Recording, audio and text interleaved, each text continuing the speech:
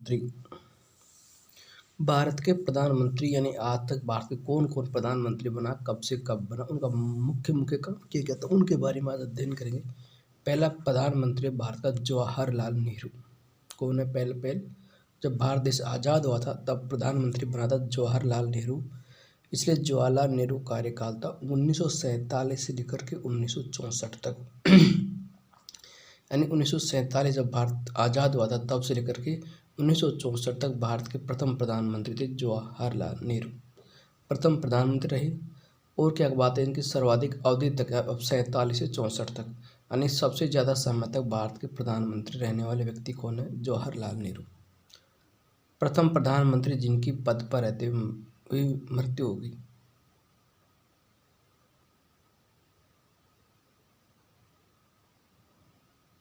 मृत्यु हुई इनकी क्या कि जब 1947 से लेकर 1964 के बीच 64 में जब इनका क्या देहांत हो जाता है तो पहले प्रधानमंत्री से पहले प्रधानमंत्री की मृत्यु उसके पद पर रहते हुई है। भारत के प्रथम विदेश मंत्री प्रधानमंत्री के साथ साथ ये भारत के कहते विदेश मंत्री भी इनके पास था। तो भारत के प्रथम विदेश मंत्री कौन है? जवाहरलाल नेहरू है। और भारतीय विदेश नीति के इनको जनक कहा जाता है। क्या कहा जाता है? भारत की जो विदेश नीति बनाई थी उन विदेश नीतियों का जो भाई पहला विदेश मंत्री कौन था? जवाहरलाल नेहरू। अब ये विदेश नीतियाँ बनाएगा पहला सबसे पहले विदेश नीति बनाई जवाहरलाल नेहरू ने। इसलिए भारतीय विदेश नीति का जनक कहा जाता है, जवाहरलाल नेहरू को कहा जाता है। इनके अलावा नेहरू की विदेश नीति आदर्शवादी विदेश नीति थी। कैसी थी? ये आदर्शों की बात करते थे जवाहरलाल नेहरू। इसलिए जवाहरलाल नेहरू जो नीति आती विदेश नीति वो आदर्शवादी थी। प्रथम प्रधानमंत्री जिनके विरुद्ध पहली बार अविश्वास प्रस्ताव लाया गया, हालांकि वह पारित नहीं हो पाया। पहले प्रधानमंत्री थे और इनके खिलाफ पहले प्रधानमंत्री थे और पहले प्रधानमंत्री के खिलाफ भी कौन सा प्रस्ताव लेके आ गए थे? अविश्वास प्रस्ताव। तो पूछा जा सकता है कि अविश्वास प्रस्ताव सबसे पहले भारत किस प्रधानमंत्री के खिलाफ? तो भारत के प्रथम प्रधानमंत्री जवाहरलाल नेहरू के खिलाफ लाया गया था। हालांकि वो पारित नहीं हो पाया। और कब लाया गया था? 1963 में लाया था। कौन लेके आया था? JB कृपलानी लेके आए थे। कौन? JB कृपलानी लेके आए थे 1963 में भारत के प्रथम प्रधानमंत्री के विरुद्ध कौन सा प्रस्ताव? अविश्वास प्रस्ताव लेके आए थे। इसके बाद में भारत के दूसरे जब इनकी 64 में मृत्यु हो जाती है तो भारत का दूसरा प्रधानमंत्री बना लाल बहादुर शास्त्री। इन कब बने? जो 64 में इनकी मृत्यु होती है तो 64 में बन गए। 64 से लेकर के 66 तक भारत के दूसरे प्रधानमंत्री बने लाल बहादुर शास्त्री। भारत पाक युद्ध हुआ था 1965 में। भारत और पाकिस्तान युद्ध का हुआ था 1965 में। उस समय भारत के प्रधानमंत्री कौन थे? लाल बहादुर शास्त्री थे।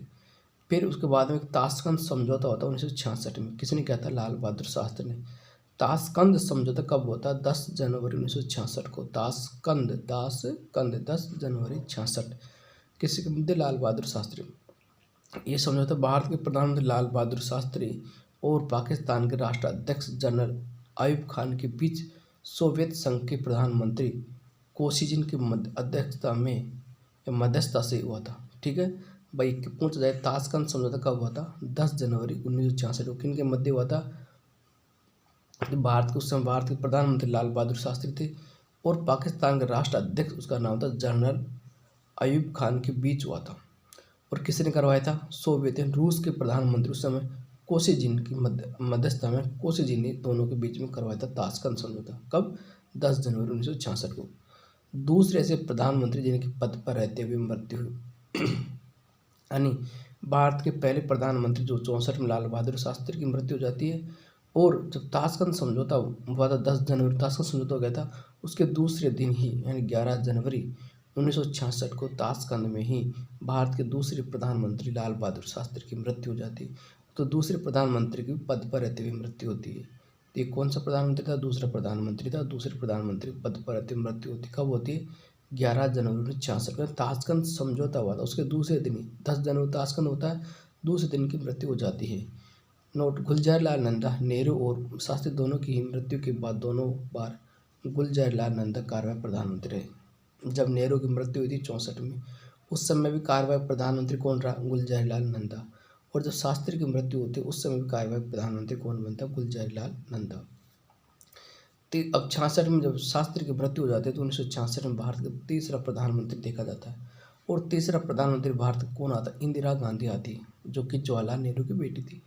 इंदिरा गांधी भारत की तीसरी प्रधानमंत्री है 1966 से लेकर 67 के मध्य।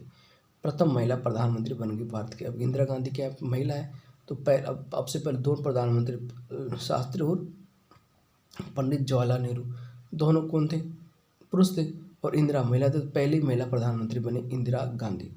प्रथम प्रधानमंत्री जो राज्यसभा की सदस्य थी, और पहली बार राज्यसभा से अब तक भारत में 4 प्रधानमंत्री बने। उनमें से पहली प्रधानमंत्री कौन थी, इंदिरा गांधी, जो कि राज्यसभा के सदस्य थी। अब इंदिरा लाल बहादुर शास्त्री के समय भारत पाकिस्तान युद्ध होता है 1965 में, और उसके युद्ध का अंत होता है ताशकंद समझौता। 10 जनवरी 1966 को समझौता होता है, और 11 जनवरी को लाल बहादुर शास्त्री की मृत्यु हो जाती है। फिर दूसरा युद्ध होता है भारत पाकिस्तान युद्ध हो जाता है 1971 में, और एक नए देश का निर्माण होता है, बांग्लादेश का निर्माण हो जाता है इस युद्ध के बाद। दूसरी बार राष्ट्रीय आपातकाल की घोषणा की जाती है 3 दिसंबर 1971 को। दूसरी बार राष्ट्रीय क्या लगाया जाता है, राष्ट्रीय आपातकाल लगाया जाता है दूसरी बार। कब लगाया जाता है, 3 दिसंबर 1971 को लगाया जाता है। क्यों लगाया जाता है, क्योंकि भारत और पाकिस्तान के मध्य युद्ध हुआ था, दूसरा युद्ध।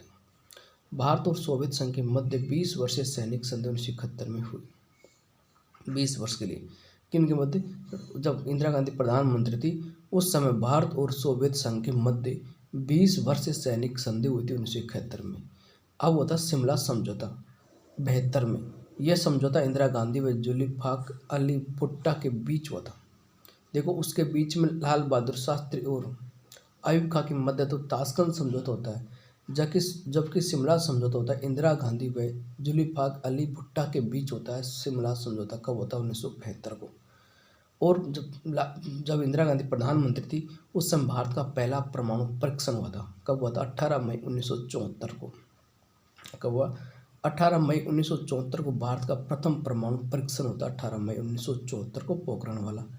और फिर इनके काल में दूसरी बार और लगता है, इनके काल में एक तो 71 में लगता था भारत पाकिस्तान राष्ट्रीय आपातकाल, और फिर दूसरी बार आंतरिक अशांति के आधार पर राष्ट्रीय आपातकाल लगा दिया जाता है। कब लगाया जाता है, 25 जून 1975 को राष्ट्रीय आपातकाल। आंतरिक किसके आधार पर, आंतरिक अशांति के आधार पर। एकमात्र प्रधानमंत्री जो पद पर रहते हुए अपना चुनाव हार गई थी, यानी जब प्रधानमंत्री के पद पर फिर चुनाव हो जाता है, और उस चुनाव में क्या होती है, हार जाती है कौन, इंदिरा गांधी। इसके बाद में चौथे प्रधानमंत्री बने हार गए, और चौथे प्रधान इंदिरा गांधी बाद में बने मोरारजी देसाई साहब। कब बने, 1977 से 79 के मध्य भारत के प्रधानमंत्री रहे। कब, 77 से 79 के बीच में, क्योंकि इंदिरा गांधी से चुनाव हार जाते, प्रधानमंत्री बनती, उसके बाद में जब बनाया जाता तो चुनाव लड़ते और चुनाव हार जाते तो प्रधानमंत्री बस इस्तीफा देना पड़ता है। इसके बीच में आए मोरारजी देसाई। कब आए, 77 से 79 के मध्य, प्रथम गैर कांग्रेसी प्रधानमंत्री। पहली बार मोरारजी देसाई आए, वो गैर कांग्रेसी सरकार बनी भारत की पहली। कब, 77 में। और उसके प्रधानमंत्री कौन बने, मोरारजी देसाई। पहले गैर कांग्रेसी प्रधानमंत्री बने थे। प्रथम प्रधानमंत्री जो पहले किसी राज्य के मुख्यमंत्री रह चुके थे, और अब से पहले कोई ना इंदिरा गांधी ना कोई राज्य के थी, नहीं लाल बहादुर शास्त्री और नहीं जवाहरलाल नेहरू। जबकि मोरारजी देसाई इससे पहले क्या थे कि एक राज्य के मुख्यमंत्री, और किस राज्य के, बम्बई प्रांत था उस समय, और बम्बई प्रांत था पूरा, उसमें गुजरात भी एक, गुजरात और महाराष्ट्र एक है, इसलिए बम्बई प्रांत था। तो ये बम्बई प्रांत के मोरारजी देसाई क्या थे, मुख्यमंत्री थे। और ये पहले मुख्यमंत्री पहले प्रधानमंत्री थे, पहले किसी राज्य के मुख्यमंत्री रह चुके। असली गुटनिरपेक्षता नीति इन्होंने अपनाई। किसने, गुटनिरपेक्ष नीति के जनक वैसे जवाहरलाल नेहरू थे, लेकिन असली गुटनिरपेक्षता की नीति किसने अपनाई थी, मोरारजी देसाई ने अपनाई। प्रथम प्रधानमंत्री जिन्होंने पद से त्याग पत्र दिया था, ये प्रधानमंत्री थे, इन्होंने अपने पद से क्या दे दिया, त्याग पत्र देने वाले पहले प्रधानमंत्री बने थे मोरारजी देसाई। इसके बाद में 77 से 79 2 साल लगभग इन्हें कार्य करना था। फिर 79 से 80 में फिर 1 साल के लिए आए चौधरी चरण सिंह, 79 में बने। सबसे कम अवधि तक रहने वाले प्रधानमंत्री थे कौन थे, चौधरी चरण सिंह। चौधरी चरण सिंह सबसे कम अवधि तक प्रधानमंत्री रहने वाले प्रधानमंत्री थे। एकमात्र प्रधानमंत्री जिन्होंने लोकसभा का सामना नहीं किया, एक बार लोकसभा में नहीं की। ऐसे कौन से प्रधानमंत्री, चौधरी चरण सिंह। याद करने की बात है कि एकमात्र प्रधानमंत्री जिन्होंने लोकसभा का सामना नहीं किया, उसका नाम है चौधरी चरण सिंह। चौधरी चरण सिंह एकमात्र ऐसे प्रधानमंत्री जिन्होंने लोकसभा का सामना नहीं किया। अब इसके बाद में वापस आ जाती है 80 के बाद में। अब वापस इंदिरा गांधी भारत की प्रधानमंत्री, छठी प्रधानमंत्री आती, वापस 80 में आती। प्रथम प्रधानमंत्री जो अलग अलग अवधियों में पद पर रही। पहले तो लगातार 74 तक इनका रहा था, इंदिरा गांधी लगातार 74 तक इनका रहा, 77 तक, 1966 से 77 तक इनका रहा था कार्यकाल। उसके बाद फिर दोबारा 80 में आती है, 80 में दोबारा प्रधानमंत्री बनते 1980 से लेकर के 84 के मध्य फिर इनका दूसरा कार्यकाल। प्रथम प्रधानमंत्री जो अलग अलग अवधियों में पद पर रही। 31 अक्टूबर 1984 को इनकी गोली मारकर उनकी हत्या कर दी गई और 31 अक्टूबर 1984 को इंदिरा गांधी जो भारत के आयरन लेडी के नाम से थी, इनके बाद में इनको गोली मार हत्या कर दी जाती है। और दूसरा सर्वाधिक लंबा कार्यकाल किनका था? इंदिरा गांधी का था। दूसरा सबसे ज़्यादा तो जवाहरलाल नेहरू का था। उसके बाद में दूसरा कार्यकाल जो सबसे लंबा था उसका नाम था इंदिरा गांधी। लगभग 15 वर्ष तक भारत की प्रधानमंत्री रही। इनका एक ऑपरेशन ब्लू स्टार 1984 जो बहुत प्रसिद्ध रहा था, ये इस ऑपरेशन के माध्यम से पंजाब पर आतंकवाद का दमन किया इन्होंने। किस नाम से? Operation blue star. कब चलाया गया था? ये बहुत मोस्ट है कि ऑपरेशन ब्लू स्टार कब चलाया गया था? तो 1984 में चलाया गया था। कौन था उस समय भारत प्रधानमंत्री? इंदिरा गांधी ने चलाया। और पंजाब में जो आतंकवाद पनप रहा था उस आतंकवाद को इन्होंने क्या दमन किया। इंदिरा गांधी के बाद में 84 से 89 तक भारत के 7वें प्रधानमंत्री राजीव गांधी आते और सर्वाधिक प्रचंड बहुमत प्राप्त करने वाले प्रधानमंत्री बने राजीव गांधी। 415 सीटें मिलती इनको। कितनी सीटें? 415 सीटें मिलती राजीव गांधी को और सर्वाधिक प्रचंड बहुमत इनको मिला। 52वां संविधान संशोधन किया 1985 में और एक नया 52वां संविधान संशोधन करके 85 में दल बदल वाला जो कानून था उसको रोक लगाई गई। 61वां संविधान संशोधन हुआ 1989 में और मताधिकार का 21 वर्ष से 18 वर्ष कर दी इन्होंने। तो काम महत्वपूर्ण क्या क्या? तो 52वां संविधान संशोधन किया और दल बदल पर रोक लगाई। 61वां संविधान संशोधन 89 में किया गया और मताधिकार की आयु 21 वर्ष से 18 वर्ष कर दी। और ये थोड़ा मोस्ट क्वेश्चन है कि 21 वर्ष से 18 वर्ष की आयु करने वाले उस समय भारत प्रधानमंत्री कौन था? तो उसका नाम था राजीव गांधी। कब किया गया था? 61वां संविधान संशोधन करके 1989 में किया गया। 1991 में तमिलनाडु के पेरम्बदूर शहर में एक आत्मघाती हमले में इनकी हत्या कर दी गई और इनकी फिर 91 में हत्या कर जाती है। इंदिरा गांधी की हत्या कर दी गई 31 अक्टूबर 1984 को इंदिरा गांधी हत्या कर जाती है। 84 में फिर राजीव गांधी प्रधानमंत्री बनते। सर्वाधिक प्रचंड बहुमत से 415 सीट ला करके प्रधानमंत्री बनते। तो 91 में इनकी हत्या कर दी जाती है। 1984 तक कार्यकाल रहा था। 1991 में तमिलनाडु के एक पेरम्बूटा शहर में इनके एक आत्मघाती हमले में इनकी हत्या कर दी जाती है। फिर 89 में 90 के बीच में भारत के विश्वनाथ प्रताप सिंह भारत के प्रधानमंत्री बनते। प्रथम प्रधानमंत्री जिनके विरुद्ध अविश्वास प्रस्ताव पारित हुआ। देखो, पहली बार अविश्वास प्रस्ताव लाया गया था जवाहरलाल नेहरू के खिलाफ, JB कृपलानी लेके आए थे 1963 में लेके आए थे। लेकिन यदि किसी के खिलाफ अविश्वास प्रस्ताव पारित हुआ तो उसका नाम था विश्वनाथ प्रताप सिंह। 1990 में इनके खिलाफ अविश्वास प्रस्ताव पारित हो गया। इसके अलावा फिर 90 में फिर चंद्रशेखर को भारत के प्रधानमंत्री बनते। 90 से 91 के मध्य 1 साल के लगभग इनका रहा। PV नरसिम्हा राव फिर 91 से 96 के मध्य ये रहा पूरे 5 साल PV नरसिम्हा राव। प्रथम प्रधानमंत्री जो प्रधानमंत्री की नियुक्ति के समय संसद के किसी भी सदन सदस्य नहीं थे। PV नरसिम्हा राव क्या कह रहा है? ऐसे पहले प्रधानमंत्री हैं कि जो प्रधानमंत्री के पद पर नियुक्त होने के समय ना तो राज्यसभा का सदस्य था और ना लोकसभा का सदस्य था। ऐसे पहले प्रधानमंत्री PV नरसिम्हा राव। इन्होंने क्या काम किया? आर्थिक उदारीकरण नीति अपनाई। अब उस समय आर्थिक उदारीकरण नीति कब बनाई थी? PV नरसिम्हा राव। इनके कार्यकाल में जो वित्त मंत्री था मनमोहन सिंह, और मनमोहन सिंह वित्त मंत्री थे और प्रधानमंत्री VP नरसिम्हा राव था। 1991 में उसके बाद में उस समय भारत की आर्थिक नीति बहुत कमजोर हो चुकी थी। तो भारत ने कौन सी नीति अपनाई? आर्थिक उदारीकरण की नीति। 1991 में कौन था उस वित्त मंत्री उस समय? मनमोहन सिंह, जो भारत के प्रधानमंत्री रह चुके 2 बार। 73वां संविधान संशोधन इन्होंने किया 1992 में हुआ था और 74वां संविधान संशोधन 1992 में। 2 संविधान संशोधन किए, 73वां और 74वां। अटल बिहारी वाजपेयी 1996 में भारत के प्रधानमंत्री बनते हैं। एक कार्यकाल में सबसे कम अवधि तक रहने वाले प्रधानमंत्री, यानी मात्र 13 दिन तक भारत के प्रधानमंत्री रहे थे अटल बिहारी वाजपेयी, मात्र 13 दिन तक। उसके बाद अटल बिहारी वाजपेयी फिर HD देवगौड़ा भारत के प्रधानमंत्री बनते। 96 में बनते और 97 में। दूसरे प्रधानमंत्री जो नियुक्ति के समय संसद के किसी भी सदन के सदस्य नहीं थी, बाद में उन्होंने राज्यसभा का सदस्य ग्रहण की। और HD देवगौड़ा दूसरे प्रधानमंत्री थे। पहले तो नरसिम्हा राव थे जो भी किसी भी सदन के सदस्य नहीं थे। इसके बाद में कौन बने? HD देवगौड़ा बने। 1996 में जब प्रधानमंत्री बनते हैं तो वो भी उस समय किसी भी संसद के किसी भी सदन का सदस्य नहीं थे, बाद में राज्यसभा सदस्य बने। इन्होंने CTBT पर हस्ताक्षर करने से मना कर दिया। पूछा जा सकता है कि CTBT पर हस्ताक्षर करने से मना किसने किया था। उसका नाम है HD देवगौड़ा। HD देवगौड़ा थे जिन्होंने CTBT पर हस्ताक्षर करने से मना कर दिया। इंद्र कुमार गुजराल फिर प्रधानमंत्री 97 में बनते 1998 में। तीसरे प्रधानमंत्री जो राज्यसभा से थे इंद्र कुमार गुजराल। अटल बिहारी वाजपेयी 1998 से 2004 के बीच में अटल बिहारी वाजपेयी प्रधानमंत्री बनते। पाँच परमाणु परीक्षण किया 11 व 13 मई 1998 को इन्होंने। 11 व 13 मई 1998 को जब प्रधानमंत्री बनते अटल बिहारी वाजपेयी तो परमाणु परीक्षण किया इन्होंने।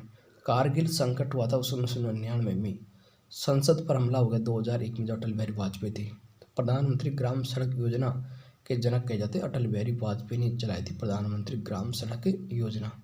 इन्होंने 86वां संविधान संशोधन 2002 में किया। अनुच्छेद 21 के परिवर्तन किया और 91वां संविधान संशोधन 2003 में इन्होंने किया था। 98-2004 के बीच प्रधानमंत्री थे।